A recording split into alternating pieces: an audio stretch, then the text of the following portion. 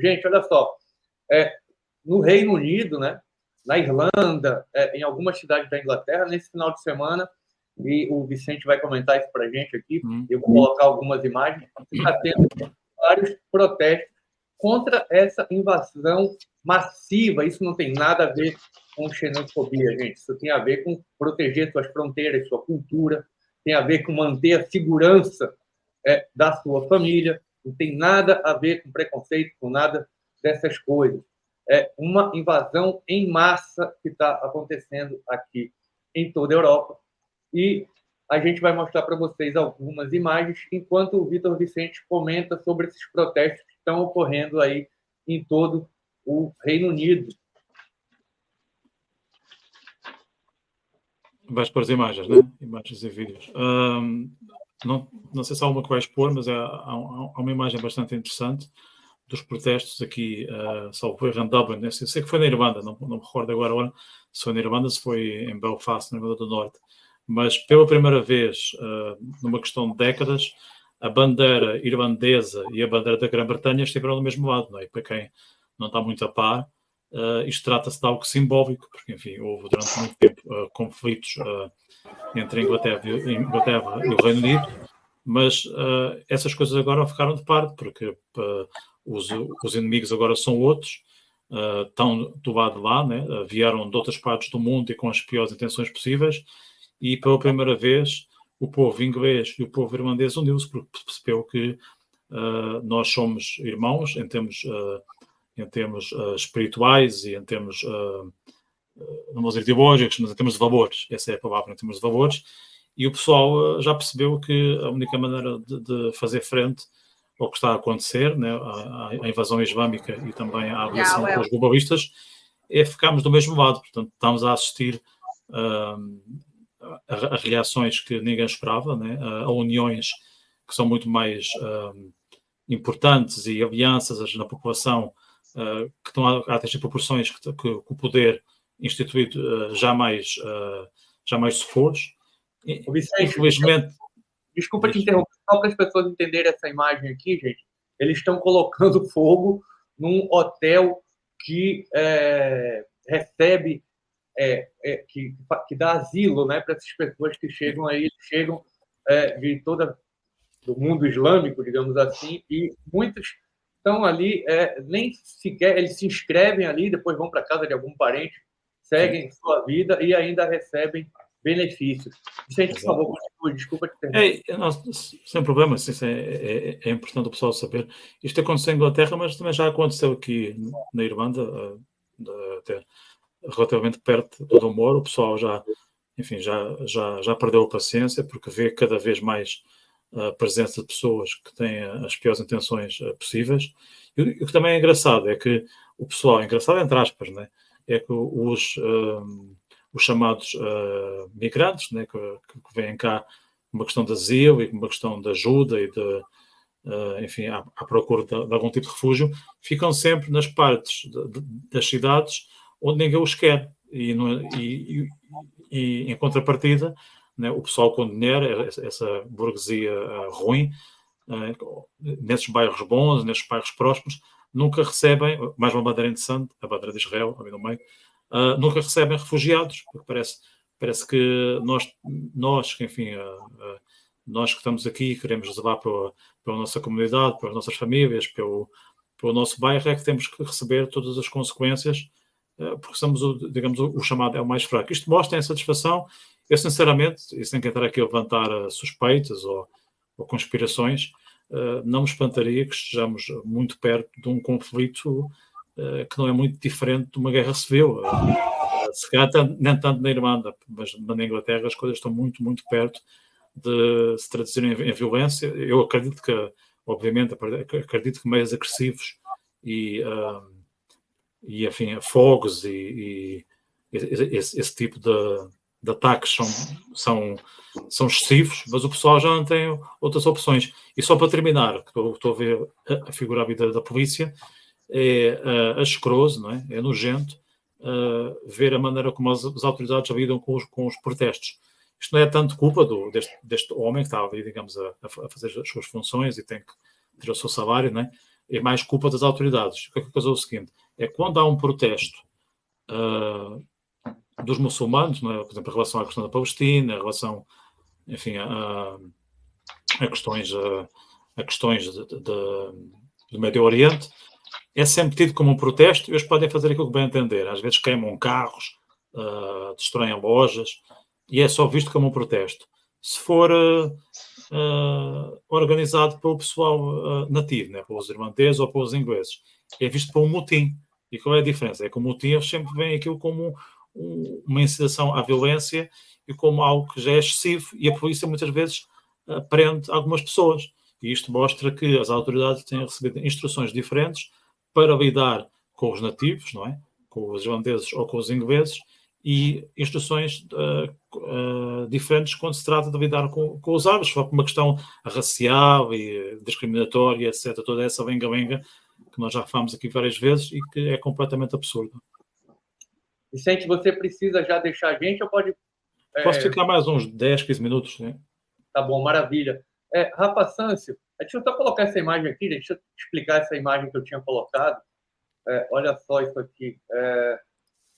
Essa imagem é o seguinte, tem contra-ataque, né? Porque a gente está vendo as manifestações dos ingleses, dos irlandeses, mas tem contra-ataque. Afinal de contas, eles são muitos lá, né? E aqui são grupos, olha, radicais islâmicos, ou seja, tem um contra-ataque. A gente sempre conversou isso, Rafa Santos, que eles já estão aqui dentro, né? Eles estão, assim, chegam esses caras, aí, principalmente aí, não só aqui na Itália, aí também na Espanha, em toda a Europa, são homens, basicamente homens, em idade militar. Quer dizer, eles estão aqui dentro, e também aquilo que o Miguel, né, que participou aqui com a gente também, o espanhol, ele vem falando, eles vêm conquistando, eles querem reconquistar, né, como eles mesmos declaram, através do ventre. O que isso quer dizer? Eles vêm aqui, têm 7, 8 filhos, enquanto o europeu tem 1. Quer dizer, então daqui a 50 anos você pode imaginar o que vai acontecer. Mas, Rafa, você morou lá em Londres e tal. O que eu acho interessante é que esse pessoal aí, certamente muito desse pessoal que estão aí nas ruas protestando, acabaram de eleger o Labour. Como é que pode isso? Você acha que o Labour vai dar um jeito disso aí? Com certeza o Labour vai fomentar eles. Hoje já não está fomentando, né? A gente tem que entender.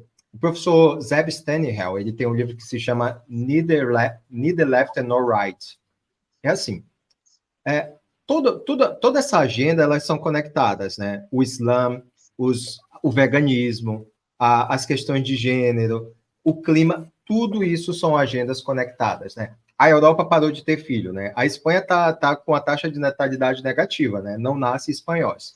Consequentemente, semanalmente, baixam um monte de imigrante islâmico ilegal chegando na pateira. Pateira é aqueles barcos cheio de homens em idade militar. A agenda, eu me referi à agenda, até como o próprio Marcelo falou, que é a agenda globalista, uma das pautas dela é o eugenismo. O que é o eugenismo? É quando a gente tem que diminuir a população. Nisso inclui o quê? Aborto / sacrifício humano. Questões de gênero, quando 2 homens não fazem filhos, né? Ou 2 mulheres não fazem filho. Terceiro, a questão do alimento, né? Se eu não como carne, consequentemente eu vou ser mais débil, tanto psicologicamente como fisicamente, né? Você sabe que a proteína animal ela é importantíssima e não existe nada que a substitua, né?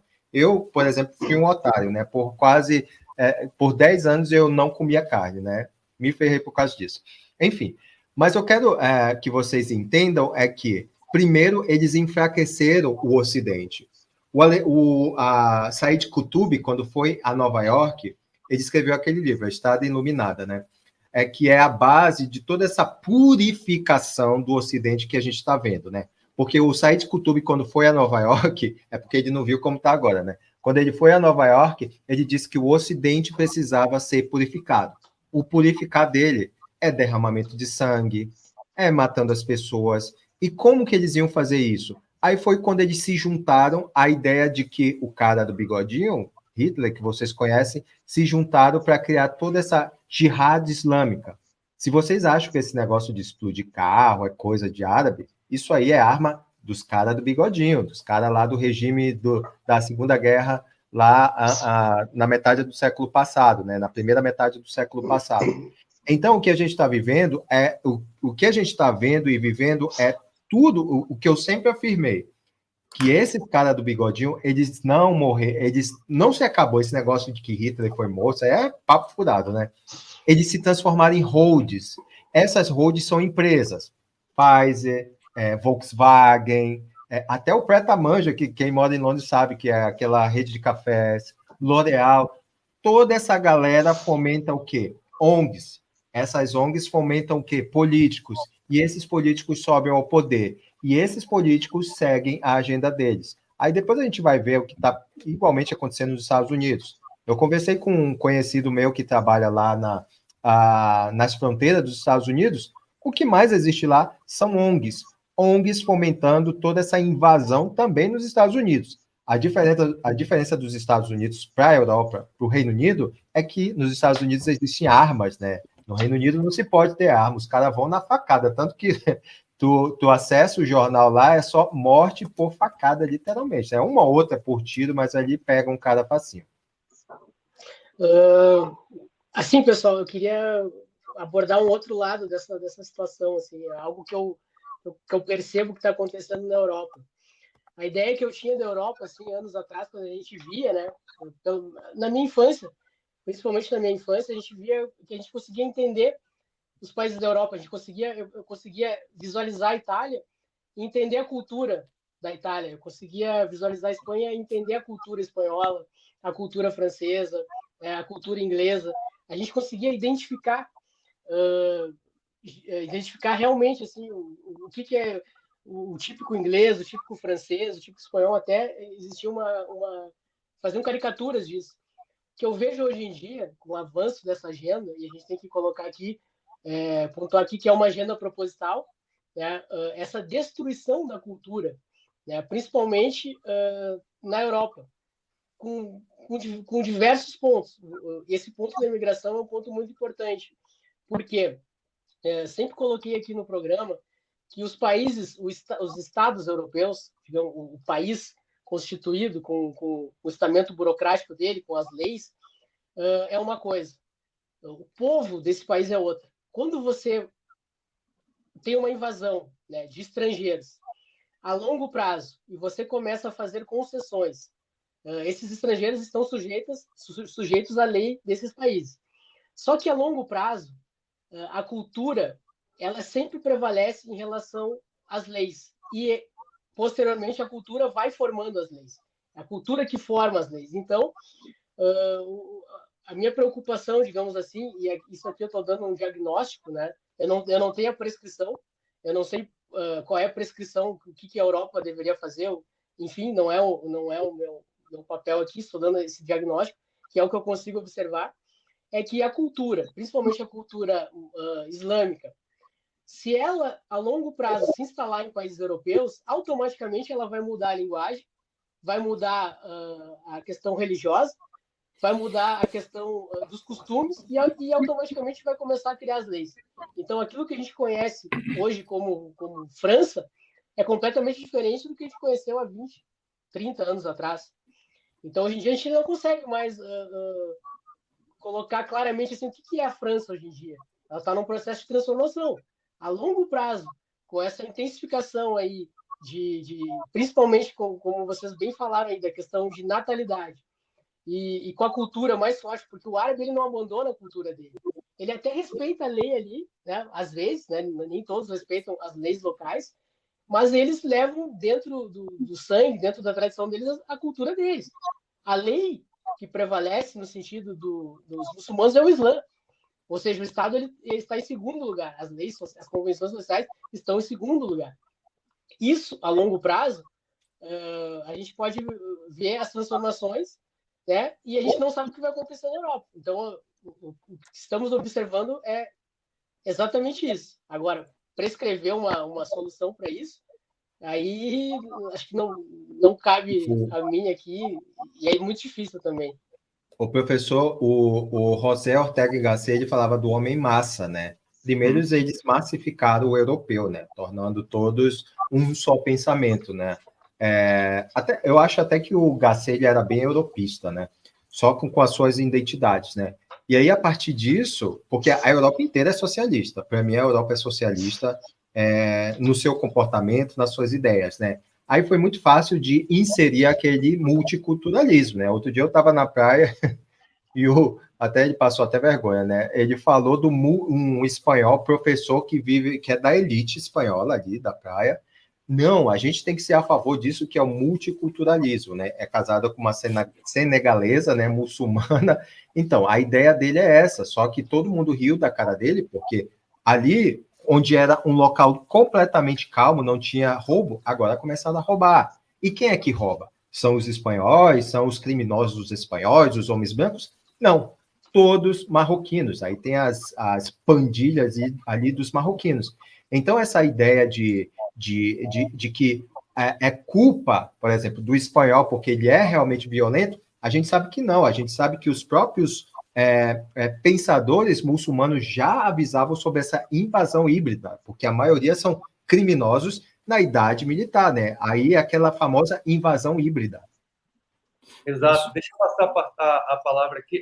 Vicente, você só quer... para terminar, que eu tenho que sair, só duas coisas que eu queria comentar que vocês referiram agora. Essa questão que tu disseste, Rafa, esse rapaz disse que temos que ser a favor do multiculturalismo. Para mim, o que me preocupa mais é essa ideia do tem que ser. Se ele é a favor, ele é a favor. Né? Ele está no direito dele de ser a favor, de ser contra. Né? Quem é que eu sou para tentar dissuadir dele? O que eu sou mais contra é a ideia de que temos de ser a favor disto ou ser a favor daquilo. É do chamado pensamento único, né? E parece que isso é uma coisa cada vez mais instituída, né? Que se faz frente, és visto como uma ameaça à democracia, quando uma parte das vezes apenas tens uma ideia diferente daquilo que te é apresentado. Portanto, é bastante perigosa a ideia de temos que ser a favor disto, temos que ser a favor daquilo, porque nós todos sabemos, nós que temos algum conhecimento da história da humanidade, que isso é o princípio da ditadura, né? É o princípio do fim da liberdade. Portanto, nós temos que votar contra isso de todas as maneiras possíveis. Só mais uma coisa é essa questão da diversidade, né? Eu também me lembro, né, sei lá, comecei a viajar aqui na Europa em 2000 como é que eu comecei a viajar? 2006, né? Portanto, uns 18 anos. Era muito mais interessante viajar. Tu ias para Praga e sentias que estavas em Praga. Ias para Londres e sentias que estavas em Londres. Ias para, sei lá, para Madrid e sentias que estavas em Madrid. E cada vez menos há aquele impacto de chegar a um país diferente, porque as coisas são cada vez mais o mesmo, o que torna a vida cada vez mais uma coisa sem sabor, né? Mesmo de um ponto de vista, não de política, mas mesmo de um ponto de vista pessoal, dá cada vez menos de viajar, menos vontade de viajar, porque tu vais para um sítio e é sempre, o mercado multicultural com comida mexicana, comida africana, comida chinesa e alguma comida local. Queres ver templos? É o templo cristão, é o templo muçulmano, é o templo hindu. A sinagoga estava escondida, porque nunca se sabe, né? Nunca se sabe se a sinagoga estiver exposta, vai ser bombardeada. E é cada vez mais triste, torna-se um mundo vazio, um mundo... Mas, na verdade, não é um mundo diverso, é um mundo que é cada vez mais o mesmo em todo o lado, que é um mundo idêntico à utopia comunista, né? E eu acho isso bastante desolador, né? Eu não queria terminar assim, mas infelizmente é a circunstância que temos e olha, pronto, quero desejar tudo bom para vocês e cá nos encontramos em breve. Maravilha, tchau, pessoal. Tchau. Viu, Oscar? Você sabe que esse movimento multiculturalista aí, ele se iniciou, principalmente se iniciou no início do século XX, final do século XIX, nas universidades americanas, né? Os professores dos estudos de ciências sociais, eles resolveram para criar ali uma identidade dos afrodescendentes, eles criaram esse conceito de multiculturalismo e diversidade cultural, ou seja, eles queriam, na verdade, colocar ali que a América era feita de diversas culturas e tinha que se voltar para as minorias, principalmente para o movimento negro, só que, na verdade, não é o objetivo do início desses estudos, não era aquela diversidade cultural e que aquilo formou a América, mas reforçar simplesmente cada minoria, ou seja, você desconstrói a identidade nacional, que é a identidade americana, né, que criou os Estados Unidos, baseado na religião, nos povos ali, para você dividir em diversas culturas diferentes, ou seja, você enfraquece a cultura americana, no caso. Então, e isso se alastrou pelo mundo, essa ideia de multiculturalismo, e hoje em dia, se a gente falar que isso foi uma ideia, na verdade, que é uma ideia que deu errado, que não serviu ao objetivo de unir as culturas, mas sim dividir as culturas e reforçar a própria cultura ali, no caso que era o objetivo deles, que era o movimento negro, a gente é considerado hoje em dia fascista e tal, opressor, mas o objetivo foi esse, né? Então, hoje em dia, essas ideias se alastram, divulgadas sempre para os mesmos que bancam essa agenda aí ambiental, sexual.